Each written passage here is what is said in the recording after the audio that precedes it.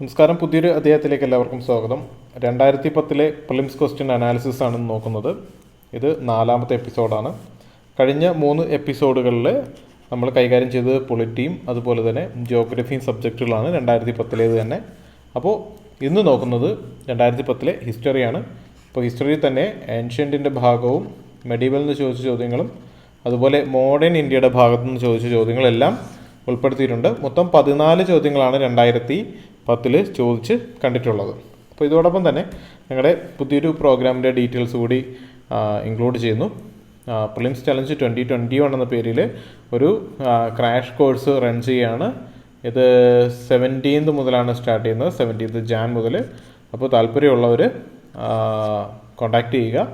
So complete video classes ആയിട്ടും മറ്റുമാണ് എടുക്കുന്നത്. ഇത് പ്രിലിംസിൻ്റെ പേപ്പർ 1ഉം 2ഉം ഇൻക്ലൂഡ് ചെയ്യുന്ന ഒരു പ്രോഗ്രാമാണ്. അപ്പോൾ പ്രിലിംസ് ക്രാക്ക് ചെയ്യാൻ ബുദ്ധിമുട്ടുണ്ടെന്ന് തോന്നുകയാണെന്നുണ്ടെങ്കിൽ ഈ ഒരു ക്രാഷ് കോഴ്സിൻ്റെ ഭാഗമാവാം. അതോടൊപ്പം തന്നെ 2022 എഴുതുന്ന ഉദ്യോഗാർത്ഥികൾക്ക്, മേ ബി ഇപ്പോൾ ഡിഗ്രി സെക്കൻഡ് ഇയർ പഠിക്കുന്ന കുട്ടികൾക്കും അതുപോലെ ഒരു ലോങ് ടൈം പ്രിപ്പറേഷൻ വേണമെന്ന് ആഗ്രഹിക്കുന്നവർക്കും ഒരു 20 മാസത്തെ ഒരു ലോങ് ടൈം പ്രിപ്പറേഷൻ. അപ്പോൾ അതിനെപ്പറ്റിയുള്ള കൂടുതൽ ഡീറ്റെയിൽസ് അറിയാനായിട്ട് ഞങ്ങളുടെ വാട്സാപ്പ് നമ്പറിൽ കോൺടാക്റ്റ് ചെയ്യുക. നമുക്ക് ചോദ്യത്തിലേക്ക് പോകാം. ഇപ്പോൾ ചോദ്യത്തിൽ ആദ്യം സൈമൺ കമ്മീഷനുമായിട്ട് ബന്ധപ്പെട്ടൊരു ചോദ്യമാണ്. Okay, with reference to Simon commissions recommendations which one of the following sentence is correct? താഴെ പറയുന്ന സെൻറ്റൻസുകളിൽ ഏതാണ് കറക്റ്റ് എന്നാണ് ചോദിക്കുന്നത്. ഓക്കെ, നമുക്ക് 4 സ്റ്റേറ്റ്മെൻ്റ് ഉണ്ട്.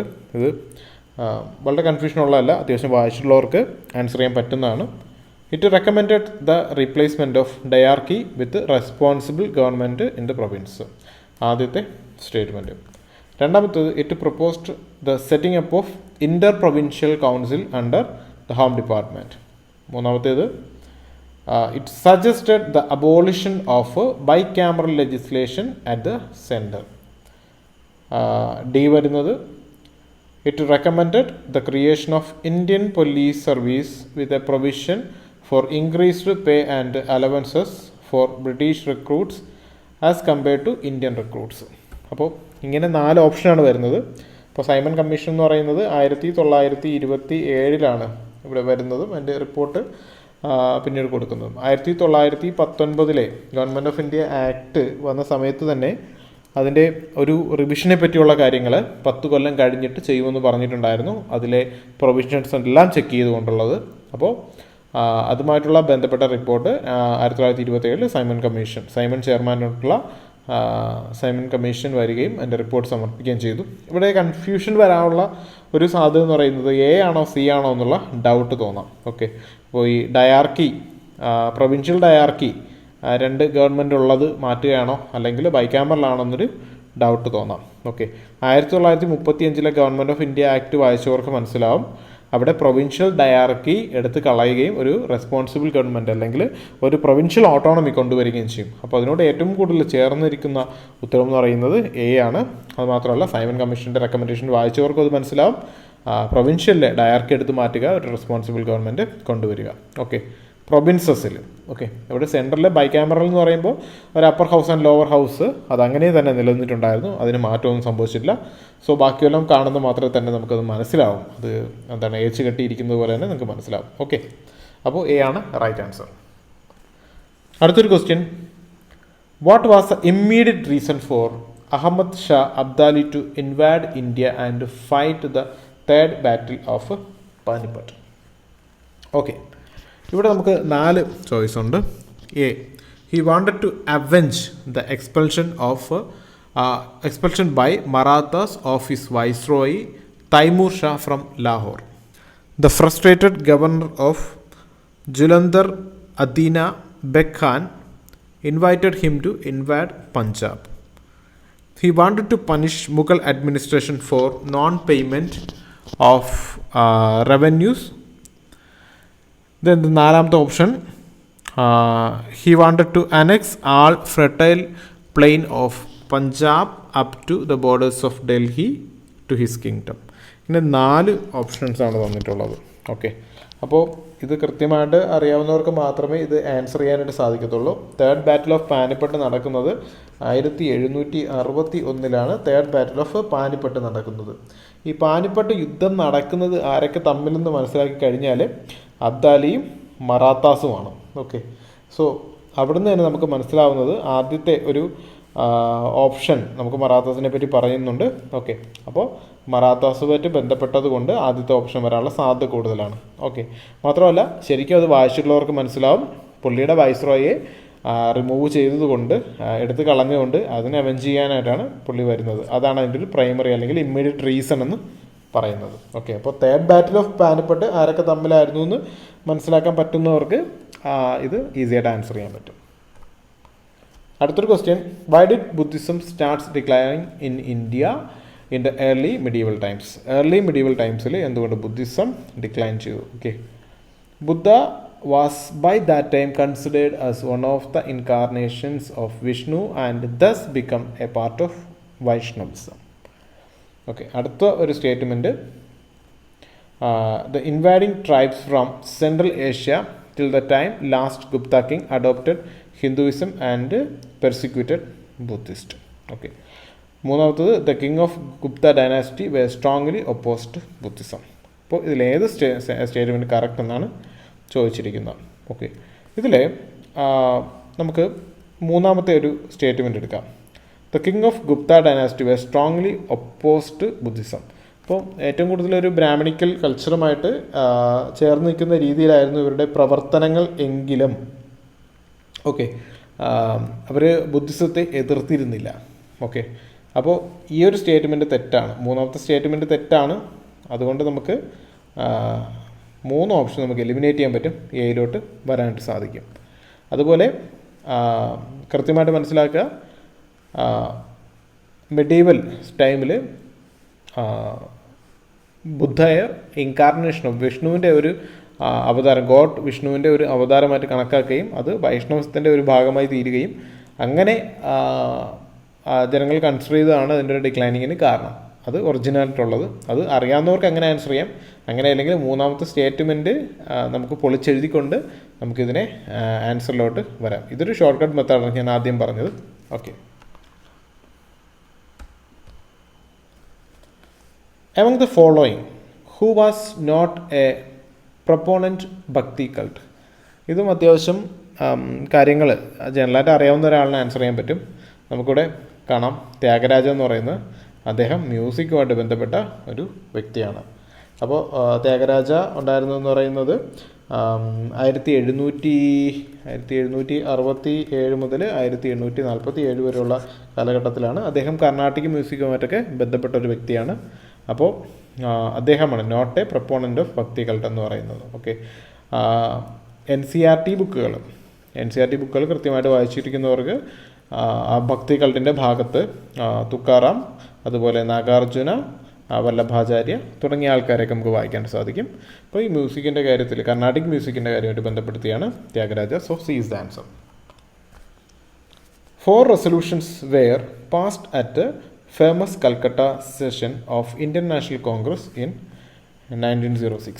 ഓക്കെ, പാർട്ടീഷൻ 1905 അപ്പോൾ അതിന് തൊട്ടടുത്ത വർഷം നടന്ന കൽക്കട്ട സെഷനിലുള്ള കാര്യമാണ് പറയുന്നത്. 4 റെസൊല്യൂഷൻസ് പാസ്സാക്കിയിരുന്നു. The question of either retention or of rejection of these 4 resolutions become the cause of split in Congress at the next Congress session held in Surat. Surat സ്പ്ലിറ്റിനെ പറ്റി കേട്ടിട്ടുണ്ടായിരിക്കും. 1907 മിതവാദികളും തീവ്രവാദികളും അല്ലെങ്കിൽ മോഡറേറ്റ്സും എക്സ്ട്രീമിസ്റ്റുമായിട്ട് 2 ഭാഗമായിട്ട് കോൺഗ്രസ് സ്പ്ലിറ്റ് ചെയ്യപ്പെട്ടു. Okay, which one of the following was not one of those resolutions? ഇപ്പോൾ ചോദിക്കുന്നത് കൽക്കട്ട സെഷനിൽ 4 റെസൊല്യൂഷൻസ് പാസ്സാക്കിയിട്ടുണ്ടായിരുന്നു, അതിൽ ഉൾപ്പെടാത്ത റെസൊല്യൂഷൻ ഏതൊക്കെയായിരുന്നു എന്ന് ചോദിക്കുന്നത്. ഓക്കെ, ഇപ്പോൾ കൽക്കട്ട റെസൊല്യൂഷൻ എന്ന് പറയുന്നത് ഇമ്മീഡിയറ്റ് ആഫ്റ്റർ ദ പാർട്ടീഷനാണ്. ഓക്കെ, അപ്പോൾ പാർട്ടീഷനിൽ നമുക്ക് ഒരുപാട് അവിടെ കുറേ കാര്യങ്ങൾ ചർച്ച ചെയ്യപ്പെട്ടു 1906 സെഷനിൽ. അപ്പോൾ അതിൽ പ്രധാനമായിട്ട് 4 റെസൊല്യൂഷനാണ് ഉണ്ടായിരുന്നത്. ആ 4 റെസൊല്യൂഷൻ എന്ന് പറയുന്നത് സ്വദേശി, ബോയ്ക്കോട്ട്, നാഷണൽ എഡ്യൂക്കേഷൻ, അതിൻ്റെ കൂടെ വരുന്നതെന്ന് പറയുന്നത് സെൽഫ് ഗവൺമെൻറ് ഡിമാൻഡാണ്. Self government demand. ഇങ്ങനെ 4 കാര്യങ്ങളാണ് ആ റെസൊല്യൂഷനിൽ ഉണ്ടായിരുന്നത്. Amendment of partition of Bengal ആ ഒരു സെഷനിൽ ഒരു റെസൊല്യൂഷനായിട്ട് വന്നിട്ടില്ലായിരുന്നു. അപ്പോൾ ഏതാണ് ഇല്ലാത്തതെന്നാണ് ചോദിച്ചത്. അതുകൊണ്ട് നമുക്ക് എ ആണ് ആൻസർ ആയിട്ട് ഇവിടെ വരുന്നത്. After Quit India movement, C. Rajagopalachari issued a pamphlet entitled The Way Out. Which one of the following was a proposal in this pamphlet? Okay.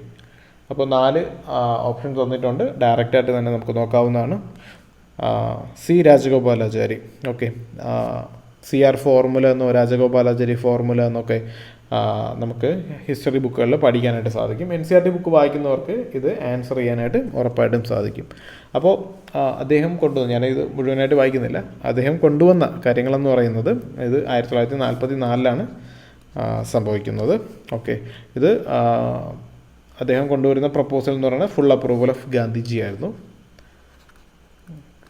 ഗാന്ധിജിയുടെ ഫുൾ അപ്രൂവലോട് കൂടിയാണ് അദ്ദേഹം കൊണ്ടുവരുന്നത്.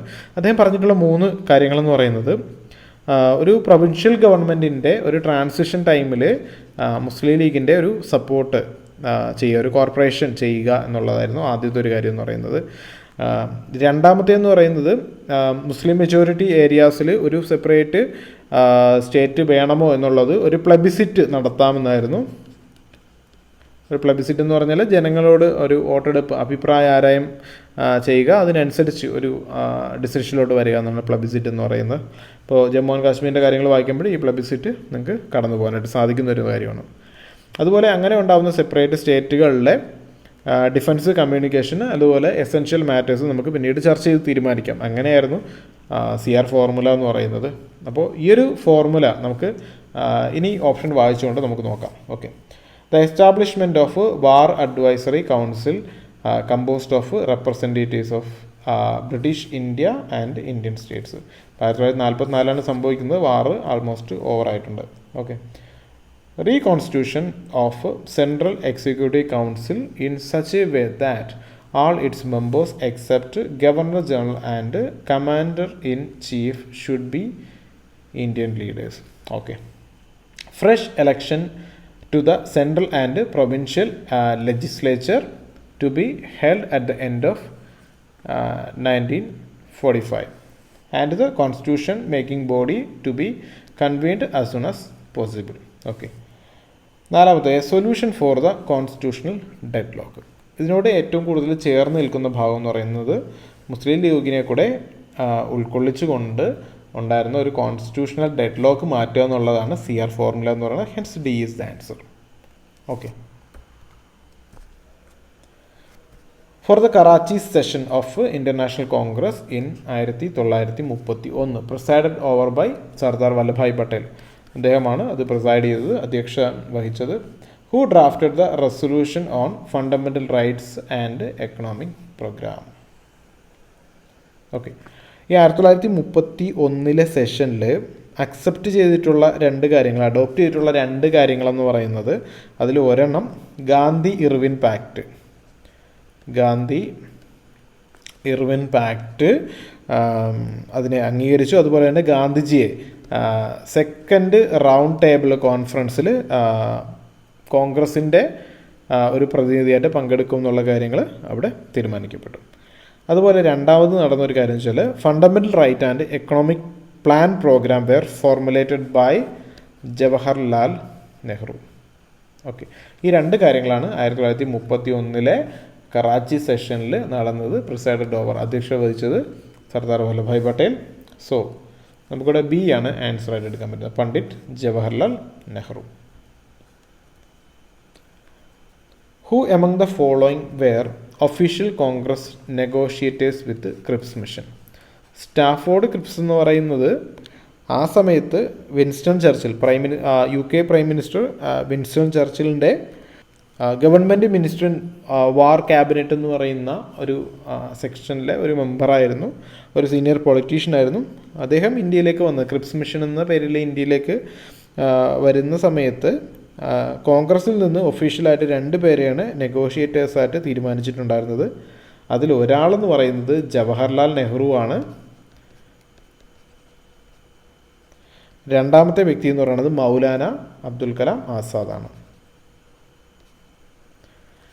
ഓക്കെ, ഇതിപ്പം മൗലാനയുടെ കാര്യം അറിയാമെങ്കിലും ജവഹർലാൽ നെഹ്റുവിൻ്റെ കാര്യം അറിയാമെങ്കിലും ഓക്കെ പെട്ടെന്ന് തന്നെ ആൻസറിലോട്ട് എത്താനായിട്ട് സാധിക്കും. ഇപ്പോൾ ഒരാളുടെ നെഹ്റുവിൻ്റെ പേര് മാത്രം അറിഞ്ഞാലും നമുക്ക് സിയിലോട്ട് വരാനായിട്ട് സാധിക്കും. അപ്പോൾ സി ആണ് ഇവിടെ റൈറ്റ് ആൻസർ ആയിട്ട് വരുന്നത്. അടുത്ത question, with reference to Puducherry, Pondicherry എന്ന് നമുക്ക് പുതുച്ചേരി എന്ന് വിളിക്കാം, ഇപ്പം പുതുച്ചേരി എന്ന പേരിലാണ്. Consider the following statements. ഇതിൽ 3 സ്റ്റേറ്റ്മെൻറ്റ് കൊടുത്തിരിക്കുന്നതിൽ ശരിയായ സ്റ്റേറ്റ്മെൻറ്റ് ഏതെന്നാണ് ചോദിക്കുന്നത്. The first European power to occupy Pondicherry were the Portuguese. Okay. The second European power to occupy Pondicherry were the French. The English never occupy Pondicherry. Okay, നമുക്കിവിടെ പെട്ടെന്ന് തന്നെ ആൻസറിലോട്ട് എത്താനായിട്ട് സാധിക്കും. ഈ മൂന്നാമത്തെ ഒരു സ്റ്റേറ്റ്മെൻറ്റ് നോക്കാം. English never occupy Pondicherry. നമ്മൾ എൻ സി ആർ ടി ബുക്കുകൾ വായിക്കുമ്പോൾ കർണാട്ടിക് വാറിൻ്റെ പോർഷൻ വായിച്ച ആർക്കും മനസ്സിലാവും പോണ്ടിച്ചേരി ഇംഗ്ലീഷ് ഒക്കുപ്പൈ ചെയ്തു. നെവർ ഒക്കുപ്പൈഡ് എന്നാണ് ഇവിടെ പറഞ്ഞിരിക്കുന്നത്. ഒക്കുപ്പൈ ചെയ്തു, പിന്നെ അത് വിട്ടുകൊടുക്കുകയാണ് ചെയ്തത്. ഓക്കെ, അപ്പോൾ മൂന്നാമത്തെ സ്റ്റേറ്റ്മെൻറ്റ് റോങ് ആണ്. അതുകൊണ്ട് നമുക്ക് ബി വെട്ടാം, സി വെട്ടാം, ഡി വെട്ടാം. സോ ആൻസർ എ ആണ്. സോ ഇത് എലിമിനേഷൻ ട്രിക്കാണ്.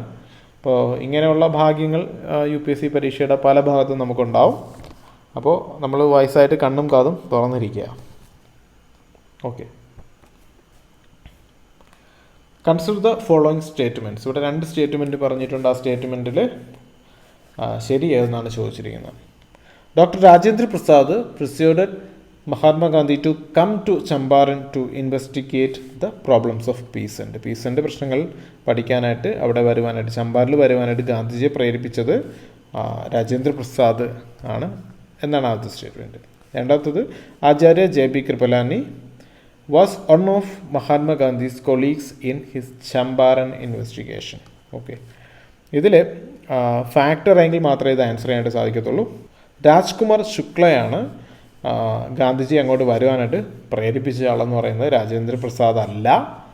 രാജ്കുമാർ ശുക്ല എന്ന് പറയുന്ന വ്യക്തിയാണ്. അദ്ദേഹം ഒരു പ്ലാനറാണ്, ഒരു ഫാർമറാണ്, ഒരു ലോക്കൽ പേഴ്സൺ ആണ്. അപ്പോൾ അദ്ദേഹമാണ് ഗാന്ധിജി ചെന്ന് കാണുകയും അദ്ദേഹത്തോട് അങ്ങോട്ട് വരുവാനായിട്ട് ആവശ്യപ്പെടുകയൊക്കെ ചെയ്ത് സംസാരിക്കുകയുണ്ടായത്. സോ ഇവിടെ രാജേന്ദ്ര പ്രസാദ് അല്ല. സോ സ്റ്റേറ്റ്മെൻറ്റ് 1 റോങ് ആണ്. And second one that is right. Okay, മഹാത്മാഗാന്ധിയുടെ കൂടെ അവിടെ ചമ്പാരൻ ഇൻവെസ്റ്റിഗേഷനിൽ ഉണ്ടായിരുന്ന ഒരാളെന്ന് പറയുന്നത് JB കൃപലാനിയാണ്. സോ രണ്ടാമത്തെ സ്റ്റേറ്റ്മെൻറ്റ് ശരിയാണ്. അതുകൊണ്ട് ബി ഒള്ളിയാണ് ഇവിടെ ശരിയായിട്ട് വരുന്നത്. ബി അല്ല, സോറി, 2 ഒള്ളിയാണ് ശരിയായിട്ട് ആൻസർ. ദാറ്റ് മീൻ ബി ആണ് റൈറ്റ് ആൻസർ ആയിട്ട് വരുന്നത്. നമുക്ക് അടുത്തൊരു question, who among the following governor generals created the convenient civil services of India and later become to be known as the Indian civil service. നമ്മൾ പഠിച്ചിട്ടുണ്ട്, father of Indian civil service എന്ന് അറിയപ്പെടുന്ന ഒരു വ്യക്തി എന്ന് പറയുന്നത് ലോർഡ് കോൺവാലിസ് ആണ്. അപ്പോൾ നമുക്ക് കണ്ണും പൊട്ടി ഇവിടെ ആൻസർ ചെയ്യാം. ആൻസർ സി ആണ്. ഓക്കെ, അടുത്ത ഒരു ചോദ്യം എന്ന് പറയുന്നത്, consider the following statements. The Bombay manifesto signed in 1936 openly opposed the preaching of socialist ideals. ഈ സോഷ്യലിസ്റ്റ് ഐഡിയൽസ് എന്ന് പറയുന്നത് നെഹ്റുവിൻ്റെ സോഷ്യലിസ്റ്റ് ഐഡിയൽസിനെയാണ് ഇത് ഒപ്പോസ് ചെയ്തത്. ഇത് ശരിയായിട്ടുള്ള സ്റ്റേറ്റ്മെൻറ്റാണ്. നമുക്ക് which among the following are correct എന്നാണ് ചോദിച്ചിരിക്കുന്നത്. Okay, then it evoked support from A large session of business community from all across India. Okay, ഈ ഒരു സ്റ്റേറ്റ്മെൻറ്റ് തെറ്റായിട്ടാണ്. സോ സോഷ്യലിസ്റ്റ് ഐഡിയൽസിന് ഓപ്പോസായിട്ട് നിന്ന കുറച്ച് ബിസിനസ് പേഴ്സൺസ് ചേർന്നിട്ടാണ് ബോംബെ മാനിഫെസ്റ്റോ. ബോംബെ പ്ലാനുമായിട്ട് തെറ്റിദ്ധരിച്ച് പോരുത്, ഇത് ബോംബെ മാനിഫെസ്റ്റോ ആണ്. അപ്പോൾ കുറച്ച് ബിസിനസ്മാനാണ് ഈ ഒരു ഐഡിയയുടെ പുറകിലെന്ന് പറയുന്നത്. സോ അവർ സോഷ്യലിസ്റ്റ് ഐഡിയാസ്, പ്രത്യേകിച്ച് നെഹ്റുവിൻ്റെ സോഷ്യലിസ്റ്റ് ഐഡിയൽസിന് ഒപ്പോസ്ഡ് ആയിരുന്നു. So large session of business community from all across India. Okay, അത് തെറ്റാണ്. സോ എ ആണ് ഇവിടെ ശരിയായിട്ട് ആൻസറായിട്ട് നമുക്ക് എടുക്കാനായിട്ട് പറ്റുന്നത്. ഓക്കെ,